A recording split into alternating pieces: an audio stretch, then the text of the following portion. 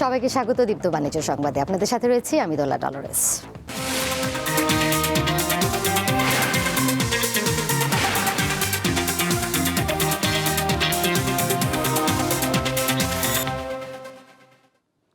রাজস্ব আদায় বাড়াতে ভ্যাট ও আয়কর সংগ্রহের ওপর জোর দেওয়া হচ্ছে বলে জানিয়েছেন জাতীয় রাজস্ব বোর্ড এনবিআর এর চেয়ারম্যান আব্দুর রহমান খান। সকালে রাজধানীর আগারগাঁওয়ে এনবিআর ভবনে সংবাদ সম্মেলনে তিনি আরও বলেন, ভ্যাটের বিভিন্ন রকম রেট ও আইন জটিল হওয়ায় কাঙ্ক্ষিত মূসক আদায় সম্ভব হচ্ছে না। ডেভেলপমেন্ট বাজেট ইমপ্লিমেন্টেশনও আশানুরূপ কিন্তু হয়নি। না হওয়ার কারণে সেখান থেকেও আমাদের বড় একটা ট্যাক্স কালেকশন কিন্তু কমছে, যেটা গভর্নমেন্টের বিল থেকে আমরা যেই টাকাটা পাই। এই নেগেটিভিটি ইভেন আরো বড় বড় ব্যবসায়ী গ্রুপ যারা গত 15-20 বছর ধরে গ্রো করেছে বা বড় বড় ব্যবসা করছে, তাদেরও অনেক রকমের প্রবলেম তৈরি হয়েছে। এইগুলো সব চ্যালেঞ্জ উত্তরণ করেও আমাদের কিন্তু এই বছরের কালেকশন গ্রোথ নভেম্বর পর্যন্ত, আমি ফার্স্ট কোয়ার্টারে আমাদের 20% প্লাস ছিল, কিন্তু অক্টোবর নভেম্বরে বিশেষ করে আমাদের কাস্টমস ডিউটির আদায় যথেষ্ট কম হওয়ার কারণে এবং ভ্যাটের যেভাবে গ্রোথ হচ্ছিল সেভাবে গ্রোথ ধরে রাখতে না পারার কারণে আমাদের গ্রোথটা হয়তো আলটিমেটলি একটু কমবে। তারপরও আমার ধারণা এটা 16%-এর উপরে থাকবে। বেশ চাঙা ভাবের মধ্য দিয়ে চলছে দেশের প্রধান পুঁজিবাজার ঢাকা স্টক এক্সচেঞ্জের লেনদেন। এখন পর্যন্ত বেড়েছে অধিকাংশ কোম্পানির শেয়ারের দাম। এ বিষয়ে জানাতে এই মুহূর্তে আমাদের সাথে সরাসরি যুক্ত রয়েছেন সহকর্মী শাহরিয়ার ইমন। যাচ্ছি তার কাছে। ইমন, সকাল থেকে যেটি দেখতে পাচ্ছিলাম যে শেয়ার বাজারে বেশ চাঙা ভাব রয়েছে, এই মুহূর্তে সূচকের অবস্থান কেমন সেটি বলবেন এবং বিনিয়োগ বিশ্লেষকরা কি বলছেন?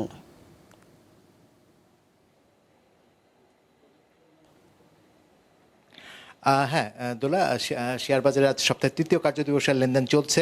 আপনি যেমনটি বলছিলেন যে আজকে কিন্তু আপনার সূচকের সকাল থেকে কিন্তু সূচকের একটি চাঙ্গা ভাবের মধ্য দিয়ে কিন্তু লেনদেন চলছে এবং এই লেনদেনটি আমরা এখন দেখছি বেলা বাড়ার সাথে সাথে কিন্তু সূচক আরও তেজিভাব কিন্তু আরও বিরাজ করছে। আমরা যদি এখন পর্যন্ত দেখি, প্রথম 3 ঘন্টায় আপনার ঢাকা স্টক এক্সচেঞ্জের প্রধান সূচক ডিএসইএক্স সূচক 51 পয়েন্ট বেড়ে মোট সূচক অবস্থান করছে 4957 পয়েন্টে, অর্থাৎ ডিএসইএক্স সূচক আপনার 5000 পয়েন্টের এখন খুব কাছাকাছি চলে এসছে। আর যদি আমরা লেনদেন হওয়া বেশিরভাগ কোম্পানির ক্ষেত্রে তাকাই, তাহলে সেক্ষেত্রে আমরা দেখছি আজ এখন পর্যন্ত লেনদেন হওয়া শেয়ারগুলোর ভিতরে 331টি কোম্পানির কিন্তু শেয়ারের দর বেড়েছে। দাম কমার তালিকায় রয়েছে মাত্র 13টি এবং দামের কোনো তারতম্য ঘটেনি 44টি কোম্পানির ক্ষেত্রে। তবে লেনদেন যে ভলিউমটি আছে, লেনদেন ভলিউমটি আমরা দেখছি যে খানিকটা ধীরগতি বিরাজ করছে। এখন পর্যন্ত লেনদেন হয়েছে প্রায় 260 কোটি টাকা ঢাকার বাজারে। আর যদি আমরা গতকালকে দেখি, গতকালকেও কিন্তু আমরা দেখেছিলাম যে ঢাকা স্টক এক্সচেঞ্জের ডিএসইএক্স সূচক আপনার কিন্তু 33 পয়েন্ট বেড়েছিল এবং লেনদেন হয়েছিল দিন শেষে সেদিন 364 কোটি টাকা। এই হচ্ছে মোটামুটি বাজারের অবস্থা। দোলা, আমাদের সাথে এই মুহূর্তে যোগ দিচ্ছেন আপনার বাজার বিশ্লেষক এবং সাবেক সভাপতি মার্চেন্ট ব্যাংকার্স অ্যাসোসিয়েশনের সাবেক সভাপতি জনাব আব্দুল হাফিজ। তার কাছ থেকে আমরা বাজার সম্পর্কে বিস্তারিত জেনে আসবো। জনাব আব্দুল হাফিজ, আপনাকে স্বাগত জানাচ্ছি দীপ্ত টিভির এই বিজনেস আয়োজনে। আপনার কাছে আমরা যেটি প্রথমেই জানতে চাই সেটি হচ্ছে যে বাজারের আজকে যে চাঙ্গাভাব, গতকাল থেকে যে ধারাটি অব্যাহত রয়েছে, বাজারের চাঙ্গাভাবের মূল কারণ কি? স্বাগত আপনাকেও এবং দর্শক শ্রোতা সবাইকে।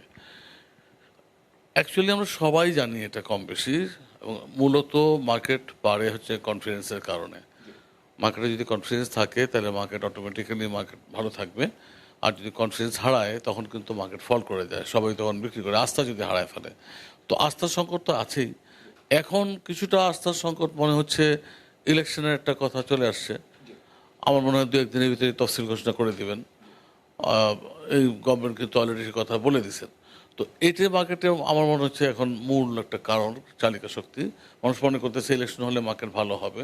আসলেও ঠিক, হয়তো মার্কেট আরও ভালো হবে। শুধুমাত্র এই ভালো হওয়ার মূল কারণ হচ্ছে ওই যে বললাম, মানুষ আস্তে আস্তে তাদের হারানো পুঁজি আবার ফেরত পাবে এই আশা নিয়ে আসতেছে। এখন তো মার্কেট অনেক নিচে চলে আসছে, এখানে ইনভেস্ট করলে আমার ধারণা সবাই তার পুঁজির কিছু অংশ হলেও ফেরত পাবে। আচ্ছা, এখানে আরেকটি বিষয় সেটি হচ্ছে যে আমরা যেটি দেখছি যে বাজার হয়তো 2 দিন বাড়ছে বা 3 দিন বাড়ছে, বাজারটি আপনার স্থায়ী হচ্ছে না, আপনার আবার হঠাৎ করে আপনার বাজার পড়ে যাচ্ছে। তো দীর্ঘমেয়াদে বাজারের উন্নয়নে কি পরামর্শ যদি আপনি আমাদের সংক্ষেপে বলেন? বাজার কোনোদিন কন্টিনিউয়াসলি বাড়বে না, শেয়ার মার্কেট কোনোদিন কন্টিনিউয়াসলি বাড়ে না। এটা যেমন বাড়ে আবার পড়ে আসে, আবার বাড়বে, এইভাবে আপ ডাউন থাকতেই হবে, মার্কেটে আপ ডাউন থাকতেই হবে, সেখানে প্রফিট টেকিং হবে, এটি খুবই স্বাভাবিক।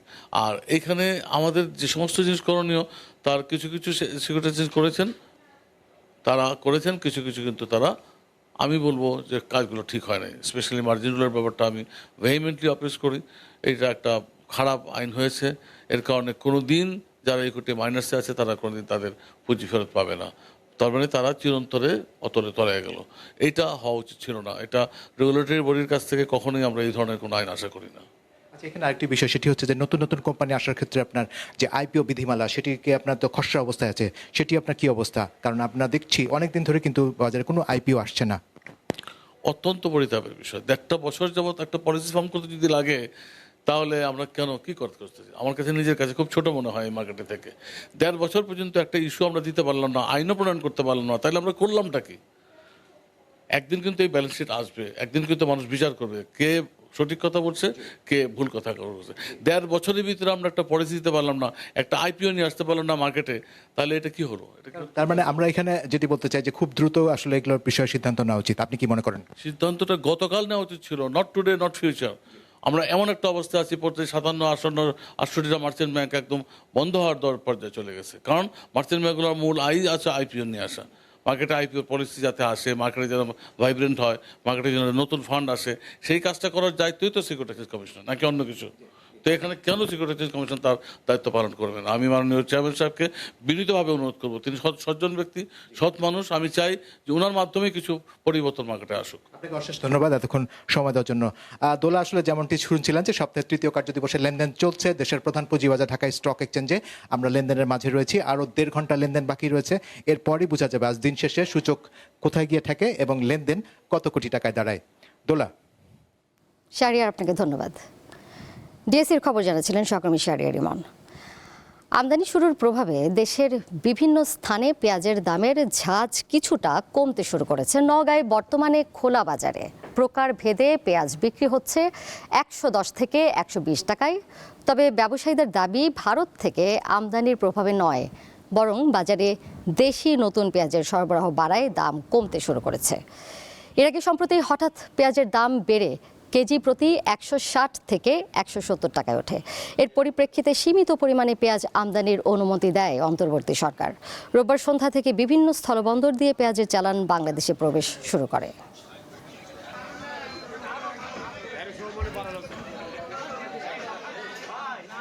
পেঁয়াজের দরদাম নিয়ে জানাতে যুক্ত রয়েছেন সহকর্মী আব্দুর রৌফ নওগাঁ থেকে, যাচ্ছি তার কাছে। রৌফ, জেলায় দেশি এবং আমদানি করা পেঁয়াজের দরদাম কেমন দেখছেন? আগের তুলনায় নিশ্চয়ই তো দাম কমেছে, ক্রেতা বিক্রেতারা এই বিষয়ে কি বলছেন? আব্দুল্লাহ, আপনি যেমনটি বলছিলেন, গত সপ্তাহে কিন্তু গত কয়েক সপ্তাহ তৃতীয়বারের মতো পেঁয়াজের দাম বৃদ্ধি পেয়েছিল, কিন্তু চলতি সপ্তাহের রবিবার থেকে কিন্তু নওগাঁতে পেঁয়াজের বাজারে কিছুটা স্বস্তি মিলতে শুরু করেছে। বিশেষ করে গতকালকে যে পেঁয়াজ 120 টাকা বিক্রি হয়েছে, সেই পেঁয়াজের দাম কমে আজকে 100 টাকা বিক্রি হচ্ছে। অর্থাৎ বাজারে বর্তমানে শীতকালীন যে পেঁয়াজ, পাতা পেঁয়াজ এবং মুড়ি কাটা পেঁয়াজের আমদানি শুরু হওয়ার কারণে পেঁয়াজের দাম এমনটি কমছে বলে যে ক্ষুদ্র ব্যবসায়ী আছে তারা জানিয়েছে। এছাড়া কিন্তু আপনার ভারত থেকে আমদানি করা পেঁয়াজের প্রভাবটা এখনো নওগাঁর বাজারে পড়েনি, এমনটি তারা বলছে। বিশেষ করে ভারত থেকে পেঁয়াজটা এখনো নওগাঁর যে পাইকারি মোকামগুলো আছে সেগুলোতে আসেনি। তবে পেঁয়াজের আমদানির কথা শুনে কিছুটা ব্যবসায়ীরা বলছে যে কিছুটাও দাম কমার সম্ভাবনা রয়েছে। তবে যেহেতু এখন বর্তমানে নওগাঁর বাজারে পর্যাপ্ত পরিমাণে শীতকালীন পেঁয়াজ ও মুড়ি কাটা পেঁয়াজের আমদানি শুরু হয়েছে, তার প্রভাবটা পড়েছে পুরাতন পেঁয়াজ। তবে ক্ষুদ্র ব্যবসায়ী তারা বলছে যে যারা ক্রেতা আছে তারা মুড়ি কাটা পেঁয়াজটা আসলে অনেকটা পছন্দ করছে না, যার কারণে তারা পুরাতন পেঁয়াজটাই বেশি নিচ্ছে। এই কারণে দামটা এখনো একটু বেশি আছে। তবে চলতি সপ্তাহের শেষের দিকে আবার যখন মুড়ি কাটা প্রকার বিভিন্ন ভালো মানে মুড়ি কাটা পেঁয়াজগুলো বাজারে সরবরাহ মানে শুরু হবে এবং সেগুলো যখন আসবে তখন ইতিমধ্যে কারণ হিসাবে গত নভেম্বর মাসে প্রথম দিকে অনাকাঙ্ক্ষিত যে বৃষ্টি হয়েছিল, সেই বৃষ্টিতে পেঁয়াজের পর্যাপ্ত পরিমাণের ক্ষতি হয়েছিল, যার প্রভাব বাজারে পড়েছে এবং ওই পেঁয়াজগুলো বৃষ্টির কারণে নষ্ট হওয়ার কারণেই আপনার বাজারে কিন্তু একাধিকবার পেঁয়াজের দাম আপনার 130 টাকা কেজি পর্যন্ত উঠেছিল। এখন যেহেতু নতুন নতুন করে কৃষকরা যে পেঁয়াজগুলো লাগিয়েছিল সেগুলো এখন বাজারে কিন্তু একাধিকবার পেঁয়াজের দাম আপনার 130 টাকা কেজি পর্যন্ত উঠেছিল। এখন যেহেতু নতুন করে কৃষকরা যে পেঁয়াজগুলো লাগিয়েছিল সেগুলো এখন বাজারে আসা শুরু করছে এবং ভারত থেকে যে পেঁয়াজের আমদানি শুরু হয়েছে এবং এই সব কারণেই শীতকালীন পেঁয়াজটা বাজারে সরবরাহ পর্যাপ্ত পরিমাণে হওয়ার কারণে ভারত থেকে পেঁয়াজটা বাংলাদেশে আসার কারণে যেমন কমতে শুরু করেছে এবং এই চলতি সপ্তাহের শেষ দিকে কিন্তু পেঁয়াজের দামটা আরো কমবে এবং বর্তমানে কিন্তু মুড়ি কাটা যে পেঁয়াজ সেটা 60 টাকা কেজিতে বিক্রি হচ্ছে, পাতা পেঁয়াজ যেটা রয়েছে সেটা আপনার 60 টাকা কেজিতে বিক্রি হচ্ছে। তবে ক্ষুদ্র ব্যবসায়ীরা বলছে যে যখন আগামী সপ্তাহ থেকে পেঁয়াজের দামটা আরো কমবে তখন কিন্তু যে চাষিগুলো আছে তারা কিন্তু সেইভাবে যে পেঁয়াজ উৎপাদনের যে একটা দাম সেটা কিন্তু পাবে না। এতে করে মাঠ পর্যায়ে চাষি যারা রয়েছে তারা কিন্তু পেঁয়াজ বিক্রিতে অনেকটা লোকসান হবে আর মাঝখান থেকে যে ফরিয়া ব্যবসায়ীগুলো আছে তারা কিন্তু অনেকটা লাভবান হবে। তবে যারা ক্রেতা আছে তারা বলেছে যে হঠাৎ করে গত 3 সপ্তাহ ধরে যে নওগাঁর বাজারে পেঁয়াজের দামের যে অস্থিরতা চলছিল তখন যদি প্রশাসনরা যদি নিয়মিত বাজার মনিটরিং করতো তাহলে সেক্ষেত্রে হয়তো পেঁয়াজের দামটা এত লাগামহীন হয়ে পড়তো না। এছাড়া যদি প্রশাসন সারা বছরে নিয়মিত বাজার মনিটরিং করে তাহলে পেঁয়াজের পাশাপাশি অন্যান্য যে নিত্য প্রয়োজনীয় পণ্যগুলো রয়েছে সেগুলো কিন্তু আসলে ক্রেতাদের হাতের নাগালের মধ্যে থাকতে এমনটি তারা জানিয়েছে। তাই ক্রেতারা প্রশাসনের সুদৃষ্টি কামনা করেছে যেমন নিয়মিত যেন নওগাঁর বাজারের সঙ্গে সারা দেশের যে বাজারটা প্রশাসনের পক্ষ থেকে মনিটরিং করা হয়। তো নওগাঁ থেকে এই ছিল পেঁয়াজ নিয়ে আমার কাছে থাকা সর্বশেষ তথ্য। নওগাঁ থেকে সরাসরি যুক্ত ছিলেন সহকর্মী আব্দুর রউফ। পঞ্চগড়ে সমতলের চা বাগানে চুক্তিভিত্তিক কাঁচা চা পাতা সংগ্রহ করে সচ্ছলতা ফিরেছে অনেক পরিবারে। সরকারি প্রণোদনার মাধ্যমে শ্রমিকদের উৎসাহিত করা হচ্ছে বলে জানায় চা বোর্ড কর্তৃপক্ষ। বর্তমানে জেলার 30টি কারখানায় কাজ করছে 20 থেকে 25 হাজার চা শ্রমিক।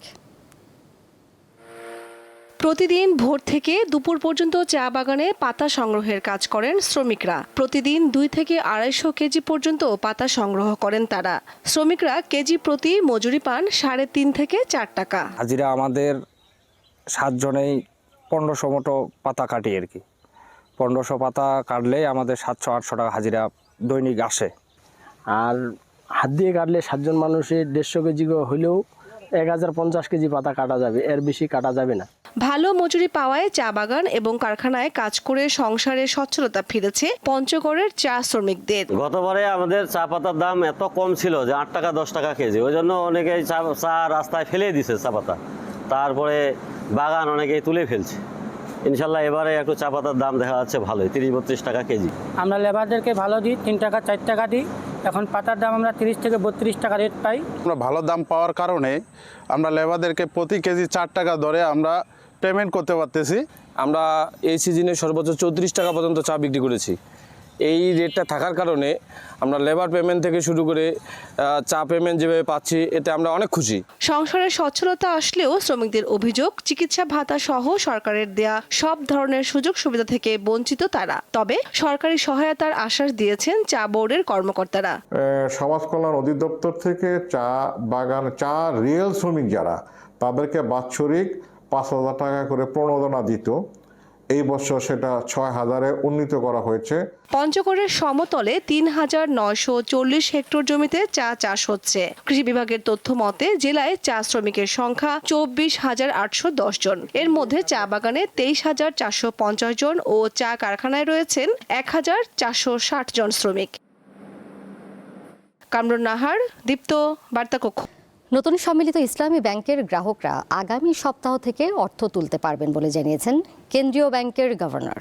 সোমবার পরিকল্পনা মন্ত্রণালয়ে টেকসই উন্নয়ন লক্ষ্যমাত্রা অর্জনে বাংলাদেশের অগ্রগতি শীর্ষক প্রতিবেদন উপস্থাপন শেষে তিনি একথা জানান। এ সময় অর্থনীতিবিদরা জানান ব্যবসা বান্ধব পরিবেশ তৈরিতে প্রাতিষ্ঠানিক সক্ষমতা বৃদ্ধি এবং দুর্নীতি দমন জরুরি। রেমিটেন্সের প্রবাহ বাড়ায় স্বস্তি ফিরেছে বৈদেশিক মুদ্রার রিজার্ভে। তবে অর্থনীতিতে এখনও চ্যালেঞ্জের পরিমাণই বেশি। মূল্যস্ফীতি কমলেও তা আসেনি সহনীয় মাত্রায়। প্রবৃদ্ধির ধীর গতি, কর্মসংস্থান ও রপ্তানিতে ভাটা ও বিনিয়োগ করার পাশাপাশি বাড়ছে দারিদ্রতা, এমন চিত্র উঠে এসেছে সাধারণ অর্থনীতি বিভাগের প্রতিবেদনে। বিশ্লেষকেরা বলছেন 1.5 বছরের সংস্কার অভিজ্ঞতা থেকে শিক্ষা নেওয়া গেছে, তবে বড় ধরনের বাস্তবায়ন এখনো হয়নি। নেতিবাচক ছুরি ইতিবাচক ছুরির চেয়ে বেশি ভারী। অর্থনীতি সংগ্রাম চলছে, জীবিকার সংগ্রামও চলছে। শুরুতে প্রাতিষ্ঠানিক সক্ষমতা বৃদ্ধি, দুর্নীতি কমানো, এই জায়গাটাতে আমরা যেটুকু করার ছিল এন্টারপ্রেনারদেরকে ওই জায়গাগুলোতে আমাদেরকে কিছুটা সুরাহা দেওয়ার দরকার ছিল। সেইটা দিতে না পারার ফলে যেটা হয়েছে যে আমরা একটা দুষ্ট চক্রের মধ্যে পড়ে গেছি। বাংলাদেশ ব্যাংকের গভর্নর বলেন, ডিসেম্বরের মধ্যে খেলাপি ঋণ অনেকটাই কমে আসবে। তিনি আশা প্রকাশ করে বলেন, একীভূত হওয়া 5 ব্যাংকের গ্রাহকেরা আগামী সপ্তাহ থেকে টাকা তুলতে পারবেন। ডিপোজিট গ্যারান্টি 1 লাখ টাকা থেকে 2 লাখে বাড়ানো হয়েছে। একীভূত হওয়া সম্মিলিত ইসলামী ব্যাংকের গ্রাহকদের চলতি সপ্তাহ বা আগামী সপ্তাহ থেকেই অর্থ বিতরণ শুরু হতে পারে।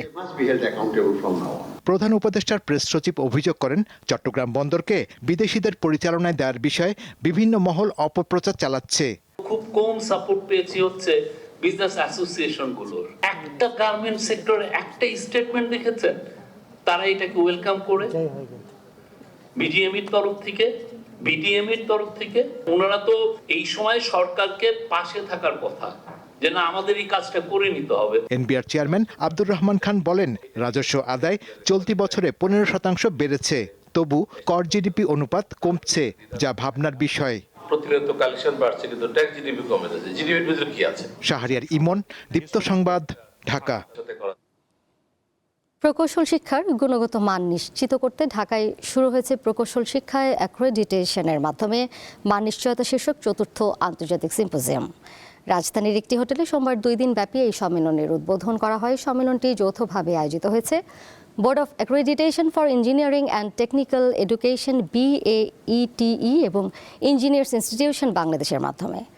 এক সংবাদ বিজ্ঞপ্তিতে তথ্য জানানো হয়, অনুষ্ঠানের শুরুতে স্বাগত বক্তৃতা দেন BAETE-র chairman doctor S Reza Chowdhury. তিনি অ্যাক্রেডিটেশনের গুরুত্ব তুলে ধরে বলেন, শিক্ষার ধারাবাহিক উন্নয়ন, প্রতিষ্ঠানগুলোর মধ্যে সমন্বয় এবং আন্তর্জাতিক সহযোগিতা নিশ্চিত করে দেশে প্রকৌশল শিক্ষার মানকে আরও শক্তিশালী করতে হবে। উদ্বোধনী অনুষ্ঠানে প্রধান অতিথি হিসেবে উপস্থিত ছিলেন শিল্প উপদেষ্টা আদিলুর রহমান খান।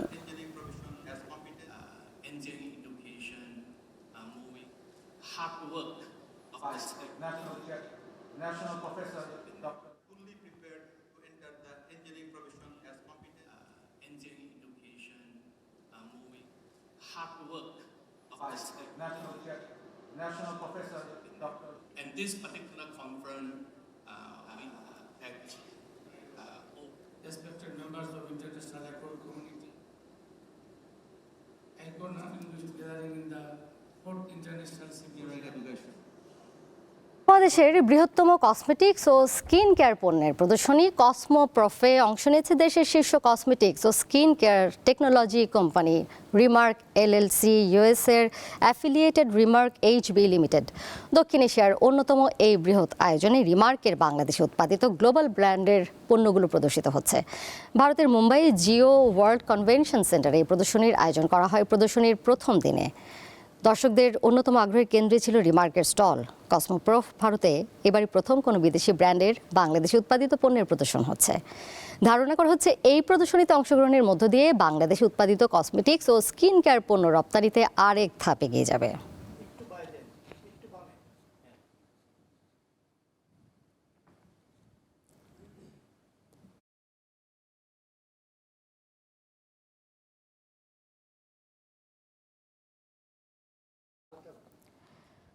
অতীশ দীপঙ্কর বিজ্ঞান ও প্রযুক্তি বিশ্ববিদ্যালয়ের সমাবর্তন অনুষ্ঠিত হয়েছে। সম্প্রতি রাজধানীর চীন মৈত্রী সম্মেলন কেন্দ্রে আয়োজিত সমাবর্তনের প্রধান অতিথি হিসেবে উপস্থিত ছিলেন বিশ্ববিদ্যালয়ের মঞ্জুরি কমিশনের চেয়ারম্যান ডক্টর SM ফায়েজ। তিনি বলেন, শিক্ষার্থীরাই নতুন বাংলাদেশের কারিগর। জুলাই আন্দোলনে তাদের আত্মত্যাগের মধ্য দিয়ে নতুন বাংলাদেশ পাওয়া গেছে। তিনি আরও বলেন, বিশ্ববিদ্যালয়ের কাজ হলো জ্ঞান ও উদ্ভাবনকে সমৃদ্ধ করা, তাই সেই প্রচেষ্টা চালিয়ে যেতে হবে।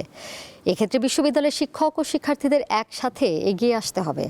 এবারের সমাবর্তনে 2326 জন শিক্ষার্থীকে সনদ প্রদান করা হয়।